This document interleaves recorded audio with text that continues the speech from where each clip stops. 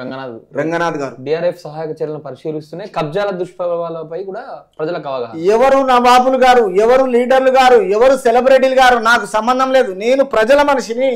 నాకు ప్రజలు, నేను కష్టపడ్డందుకు నాకు సాలరీ ఇస్తున్నది. కాబట్టి అధికారము ఈ ప్రజాక్షేత్రంలో హైదరాబాద్లో లోతట్టు ప్రాంతాలన్నీ పరిశీలిస్తా. ఎక్కడ కంప్లైంట్ వచ్చినా దాని పరిశీలన ప్రకారము నేను ఖచ్చితంగా కూలగొట్టడానికి ముందుంటా అనేసి ప్రజలకు మాట ఇచ్చి ఈ ఐపీఎస్ అధికారి రంగనాథ్ గారు క్షణక్షణం ముందు పోవడం జరుగుతుంది.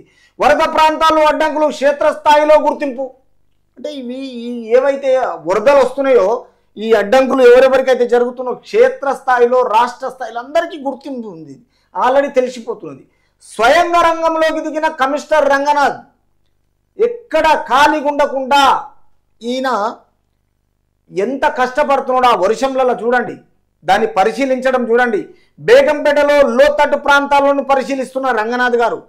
అంటే అక్కడ పాత ఎయిర్పోర్ట్ ఉన్నది కాబట్టి, ప్రకాష్ నగర్ ఉంది కాబట్టి, అక్కడ ఎక్కడైతే లోతట్టు ప్రాంతాలను డౌన్లా వాటర్ పోకుండా అవి ఎలా ఆపాలి, ఏం చేయాలి, ఎక్కడ బఫర్ జోన్లోకి వచ్చిండ్రు, ఎక్కడ ఎఫ్టీఎల్లోకి వచ్చిన విధానాన్ని పరిశీలించి స్వయంగా రంగంలోకి దిగిన రంగనాథు డిఆర్ఎఫ్ సహాయక చర్యలను పర్యవేక్షిస్తూనే కబ్జాల దుష్భావాలపై ప్రజలకు అవగాహన చెప్తుంది. అంటే తెలియజేయడం, వీళ్ళు చేసిన అన్ని అరాచకాలు తెలియడం. ఎవరు చేస్తున్నాడు ఈ పనులను చూస్తూనే కూడా చెక్ చేసుకున్నాడు. ఒకటి నరేష్, ఎవరు చేస్తారు? మామూలు బీదవాళ్ళు చేయరు. ఇందులోనే కొందరు బడాబాపులు ఏం చేస్తున్నారు అంటే 10 సంవత్సరాలు వాళ్ళకు టైం ఇచ్చినందుకు వాళ్ళ అధికార పక్షాన చిన్న చిన్న గుడిసెలు వేయడము, కాల్వలు కబ్జా చేయడము, బఫర్ జోన్లు కబ్జా చేయడము, ఎఫ్టీఎల్లు కబ్జా చేయడము, ఆ చెరువులకు మొత్తం వాటర్ అందులోకెళ్ళి వచ్చేదాన్ని యూజ్ చేసుకోవడము, తర్వాత బీద వాళ్ళను బాధ పెట్టడము ఈ బడాబాపులు చేసిన దుర్మార్గం అని తెలంగాణ రాష్ట్రం అంతా గ్రహించి రాష్ట్ర సీఎంకు క్లారిటీగా అర్థమయ్యేటట్టుగా ఈరోజు వర్షాలల్లో మొత్తం తెలియజేస్తున్నారు. సార్ మా అపార్ట్మెంట్కి చూడండి సార్, పొద్దుందాకా పని చేసినాము, రాత్రి అంతా నీళ్లు బయట పోయేవాల్సి వస్తున్నది, మేము ఎలా ఉండాలి? కాబట్టి మమ్మల్ని అర్థం చేసుకొని మేము గెలిపించిన విల్లాలకు కూడా ఇళ్ళకి పోయి మొత్తం ఈ మోస్తాల్లో అంతే. మరి ఎందుకంటే అక్కడ ఉన్న ఏదైతే ఒక ప్లాన్ లేదు, ఒక ప్రణాళిక లేదు, ఒక ప్రజలకు స్వేచ్ఛ లేదు, స్వేచ్ఛా భావజాలం లేదు. వాళ్ళకి ఏదో అప్పులు చేసి లోన్లు తీసుకుంటే ఈరోజు వాళ్ళ పరిస్థితి రోడ్ల పడే పరిస్థితి వచ్చేసింది. ఎందుకంటే ప్రతి మనిషికి ఒక ఇల్లు ఉండాలి. రోజు ఎంత కష్టం చేసినా రాత్రి ఇంటికి రాగానే ప్రశాంతంగా మనశ్శాంతి ఉండాలా. పిల్లలకు ఇల్లు, భర్త, భార్య, గొడ్డు గోత ఏదున్నా ఇల్లు లేని చోట ఎవరు ఉండరు. అందుకే దయచేసి రంగనాథ్ గారికి తెలంగాణ రాష్ట్ర ప్రజలు మంచి చేయడానికి ముందున్నాడు రంగనాథ్. తర్వాత రాష్ట్ర సీఎం గిన కలిసికట్టుగా పనులు చేస్తున్నారు. ఈ విషయంలో చూద్దాం. మళ్ళా తిరిగి ఇక్కడ భాగ్యనగరంలో శని ఆదివారాల్లో కురిసిన భారీ వర్షాలతో నీట మునిగిన ప్రాంతాలను Hyderabad disaster response and asset protection agency HYDRAA పరిశీలించింది. హైడ్రా అనేది ఇప్పుడు వచ్చింది కాదు, ఇది 1995లో వచ్చింది. ఆ 95లో వచ్చినప్పటి నుంచి దాన్ని ఎవడు యూజ్ చేసుకోలే. యూపీలో యోగి ఆదిత్య ఏ విధంగా ఉన్నాడో ఫస్ట్ బుల్డోజర్, సెకండ్ బుల్డోజర్ గా ప్రజలకు మంచి చేయడానికి వచ్చింది. యూజ్ చేసుకోవాల్సింది ప్రభుత్వాలే కదన్నా. ప్రభుత్వాలు యూజ్ చేసుకుంటే మరి వాళ్ళే కూడా పోతాయి కదా. అదే కదా బడబాబులు అనేదే వాళ్ళు. రాజకీయం వాళ్ళకే కావాలి, బడబాబులు వాళ్ళే కావాలి, కుటుంబ పరిపాలన వాళ్ళే కావాలి, ఫామ్ హౌస్లు వాళ్ళే కావాలి, ఇండ్లు వాళ్ళకే కావాలి, మధ్య తరగతి వాళ్ళకి ఏమొద్దు, బీద వాళ్ళకి ఏం కావద్దు. అంటే వీళ్ళు కేవలం డబ్బు సంపాదించుకోవడానికి ఒకెత్తు, అంతే. తర్వాత కుటుంబం బాగుండాలి ఒకెత్తు, ఓట్ల వరకు ఆస్తులన్నీ వాళ్ళకు ఉండాలి ఇంకో ఎత్తు. అంటే కేవలం ఏంటంటే ప్రజలకు ఒక కాలయాపన చేసి ప్రజలను మద్యముతో తర్వాత డబ్బుతో ఈ గేమ్ ఆడుతున్నారు. ప్రత్యక్షంగా చూస్తే ఏ పార్టీ అయినా ఇంత దుర్మార్గం పరిపాలన అయితే చేయలేదు.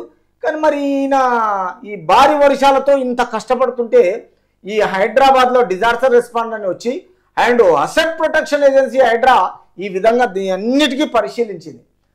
వరద ప్రభావిత ప్రాంతాలు, అక్కడి పరిస్థితులు, అడ్డంకులను క్షేత్రస్థాయిలో గుర్తించింది. చెరువులు, నాలాల కబ్జా వల్లే కలిగే ఇబ్బందులను ఆయా ప్రాంతాల్లో నివసించే వారికి వివరించే ప్రయత్నం చేసింది. చూసారా, ఈ హైడ్రా వల్ల రేపు మనకు తరతరాలుగా మనకే కాకుండా మన పిల్లలు బాగుపడతారు, రేపు వాళ్ళ ఆరోగ్యం బాగుండాలి, ఈ నాళలు ప్రకృతి ప్రకారము మంచిగా ఉండాలి, తర్వాత ఇవి పూడికలు లేకుండా ఇలా బఫర్ జోన్లు యూజ్ చేయకుండా కబ్జాలు చేయకుండా ఎఫ్టీఎల్ కబ్జాలు చేయకుండా తరతరాలుగా బాగుండడానికి ఇప్పుడు చేస్తున్న రాష్ట్ర సీఎం మరి ఈ విషయంలో చుట్టుపక్కల ఉన్న వాళ్ళకి ఈ వరద ప్రభావిత ప్రాంతాల గురించి ఈ అడ్డంకుల గురించి క్షేత్రస్థాయిలో చెప్తున్నాడు, రాష్ట్ర స్థాయిలో చెప్పడం, తర్వాత ఈ ఇబ్బందులను ఆయా ప్రాంతాల్లో నివసించే వారికి అన్నిటికీ వివరించి వాళ్ళ ప్రాణాలు రక్షించడానికి, తర్వాత వాళ్ళు కొట్టుకపోవడము, కార్లు పోవడము, నాళలు పోవడము, రాత్రి ఒక నాగార్జున సాగర్ లెఫ్ట్ సైడ్ కాలువగిన తెగిపోయింది. కాబట్టి ఇవన్నిటికీ చూస్తే రాష్ట్రంలో జరిగే ప్రజలకు ఎంత ఇబ్బంది పడుతున్నారంటే ఎవరి వల్ల ఇది? ఈ బడబాబుల వల్లే, ఈ బఫర్ జోన్ల వల్లే, ఈ ఎఫ్టీఎల్ వల్లే, గత ప్రభుత్వాలు చేసిన దాని వల్లనే. లేకపోతే అప్పుడే ఇవన్నీ చేస్తే ఇప్పుడు వర్షం వచ్చి ఇంత బాధ ఉండకపోతున్నాయి కదా, ప్రశాంతత ఉంటుండే కదా. ఈ హైదరాబాద్ లో ఈ గంట సేపు వర్షం వస్తే పాపం అల్లకల్లోలం అవుతున్నాయి కదా. ఇప్పుడు వాళ్ళు ఉన్నప్పుడు చెరువు కుంటలు మొత్తం కబ్జా చేయడం వల్ల ఇదంతా ప్రాబ్లం అయిపోయింది. కబ్జా చేయకుండా అప్పుడు వాటర్ లాగానే ఉంటే ఇంత వాటర్ అనేది ఇబ్బంది పెట్టదు కదా మనుషులు. ఇప్పుడు తినేటోడు ఆడ వండి పెడితేనేమో ఆడు ఉన్నారంటే తింటారాడు, అవును, వాడు తినకుండా వెళ్ళిపోయినంటే అది ఏమైతుంది? అంతే కదా, అది ఆడనే ఉండిపోతుంది. అక్కడ కుంట ఉంటే అలా నీళ్లు ఉంటాయి, అంతే, లేదు నీళ్ళు ఎడిపోతాయి, పోతే జనాలు ఈ కారం తప్పినోడు దుకాణం పెడితే వచ్చిన గిరాకి పోయినట్టుగా కంపల్సరీ గత ప్రభుత్వాలు చేసిన ఇలాంటి ఆలోచనలు మరి వాళ్ళకి రాలేదా? ఎందుకంటే వాళ్ళు సంపాదించుకోనికి వచ్చారు 14 నుంచి 24 వరకు 10 ఏళ్ళ బ్రహ్మాండంగా సంపాదించుకోనికి వచ్చారు కాబట్టి వాళ్ళకి వర్కౌట్ అయింది. కానీ ఇప్పుడున్న కాంగ్రెస్ ఏంటంటే అప్పటి కాంగ్రెస్కి ఈ కాంగ్రెస్కి చాలా తేడా ఉంది. ప్రజలకు మంచి చేయాలనే రూట్లో ఉన్నారు, చిరస్థాయిగా ప్రజల మనసులలో నిలవాలని ఉన్నారు. హైడ్రా ఏర్పడ్డాక తొలి ముసురు, ఫస్ట్ ఈ హైడ్రా ఏర్పడ్డ తర్వాత ఈ ముసురు రావడము ఫస్ట్ టైం జిహెచ్ఎంసీలో అంతర్భాగంగా ఉన్న డిజాస్టర్ రెస్పాన్స్ ఫోర్స్ డిఆర్ఎఫ్ ను వేరు చేయడంతో పాటు చెరువులు, కుంటలు, నాలాలు, పార్కులు ప్రభుత్వ స్థలాల పరిరక్షణ బాధ్యతను అప్పగిస్తూ ప్రభుత్వం హైడ్రాకు రూపం ఇచ్చింది. అంటే ఇక్కడున్న లోకల్ పోలీస్ స్టేషన్లు, ట్రాఫిక్ పోలీస్ స్టేషన్లు, జిహెచ్ఎంసీ, ఉడా, హెచ్ఎండిఏ, మున్సిపల్, జిహెచ్ఎంసీ ఈ అందరు కలిసికట్టుగా అన్ని శాఖలకు రాష్ట్ర సీఎం పర్మిషన్ ఇచ్చినాక ఇప్పుడు హైడ్రా స్టార్ట్ అయినాక జూలై నుంచి ఫస్ట్ ముసురు కాబట్టి ఈ ముసురుకు ప్రజలు పడే ఇబ్బంది, చెట్లు కూలడము, స్తంభాలు స్థలించి కింద పడిపోవడము, ప్రజల మీద పడటము, చనిపోవడము ఇవన్నీ జరుగుతున్నాయి.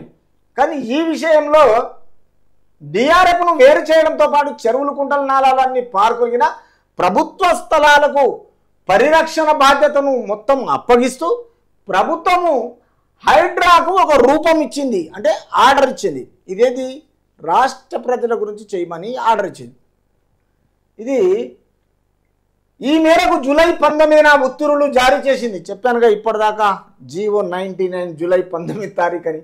ఎందుకంటే ఈ ఉత్తర్వులు జారీ చేసింది రాష్ట్ర ప్రజల గురించి, ఏదో కక్ష సాధింపు గురించి కాదు, ఏ పార్టీ గురించి కాదు, ఏ అధికారి గురించి కాదు, ఏ సెలబ్రిటీ గురించి కాదు, తెలంగాణ రాష్ట్ర ప్రజల అధికారాన్ని ఆలోచన చేసి చూడండి. హైడ్రా మొన్న వచ్చింది, వర్షాలు ఇప్పుడు వస్తున్నాయి, అంటే ఇప్పుడే వచ్చింది కాబట్టి ఇది వర్కౌట్ కాలే. కానీ ఒకవేళ హైడ్రా బిఫోరే వచ్చి హైడ్రా పనులు ఎప్పుడో చేసుకుంటే ఇలా వర్షాలు పడ్డ ఇబ్బంది ఉండకపోతుండే కదా, ప్రశాంతంగా ఉంటుండే ప్రజలు, ఈ ప్రాబ్లమే ఉండకపోతుండే. వాస్తవానికి ఇంకా ఈ టైం కన్నా ఇంకా హైడ్రా వచ్చింది, ఒకవేళ ఇంకా కొద్దిగా లేట్ అయితే ఇంకా ఎన్ని ప్రాబ్లమ్స్ అయితే ఉండేను.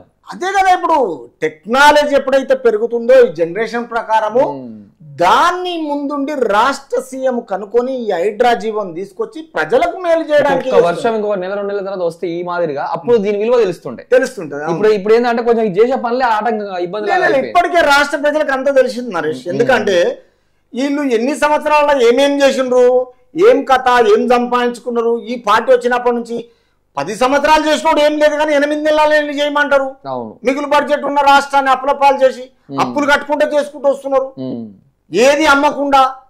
మరి ఇంత మంచి రాష్ట్రాన్ని ఆ 10 ఏళ్ళు ఏం మింగినరు, ఎవరిని మింగినరు? ఇదంతా అంత బాగుంది. హైడ్రో మరి ఎప్పుడు 95, 93 వచ్చిందంటారు. 95 వచ్చింది. అప్పుడు గత ప్రభుత్వం వాడుకుంటూ పోయిందే ఉంది, అప్పుడు వాడుకోలేదు. హైడ్రో ఎక్కడ వాడుకుంటారు? వాడుకుంటే జనాలు మొత్తము చెప్పుతోడు కొడతారు. మరి వాళ్ళ ఇంటి పోతాయి ఫస్ట్. అదే చెప్తారు కదా, అవన్నీ పోతే మాకేంది, ఇక మాకు లెక్క లేకుండా మా మర్యాదలే పోతాయి, మమ్మల్ని కొట్టేసి గుంజుకుంటారు జనాలు. ఇలాంటి ఆఫీసర్ని పెడితే ఇక మొత్తం వేసుకుంటూ పోతాడు. ఆయనకు మంచి పేరు ఉంది కదా, ఐపీఎస్ రంగనాథ్ గారికి లా అండ్ ఆర్డర్లో ఒక బ్రహ్మాండమైన మంచి పేరున్నాడు. నీతి నిజాయితీ ఆయనలో ఉన్నది. కాబట్టి ఇలా తెలంగాణ రాష్ట్రానికి వాళ్ళ అదృష్టానికి ఆయన మంచి ఆఫీసర్. ఈ అక్రమాలపై దృష్టి పెట్టి FTL బఫర్ జోన్ పరిధిలో అక్రమంగా నిర్మించిన భవనాలు కూల్చివేతల ప్రక్రియకు మిగతాది 10వ పేజీ. అయితే ఈ విషయంలో తెలంగాణ రాష్ట్ర ప్రజలకు సీఎం అయినా కేంద్రమైన రాష్ట్రమైన అండ్ IPC ఎవరు రంగనాథ్ గారైనా రాష్ట్ర ప్రజలకు మంచి చేయడానికి పూనుకొని ఇప్పటికైనా ప్రజలకు మంచి చేయడానికి ముందుండాలని వీళ్ళ కష్టార్జితాన్ని అందరూ సహకరించి ప్రజలు మంచి కోరి ప్రజలకు మంచి చేసే ఆలోచనతో ముందుకెళ్లాలని దయచేసి లైక్ చేయండి, షేర్ చేయండి, సబ్స్క్రైబ్ చేయండి, మీ అభిప్రాయాన్ని కామెంట్ రూపంలో తెలియజేయండి. తర్వాత ఎప్పుడు ఎల్లప్పుడూ మీ ముందు ఉండడానికి మన 9 టీవీ ఎల్లవేళలో మీ అవసరాల గురించి మా గొంతుకతో మీ ముందడానికి మేము రెడీ ఉన్నాం.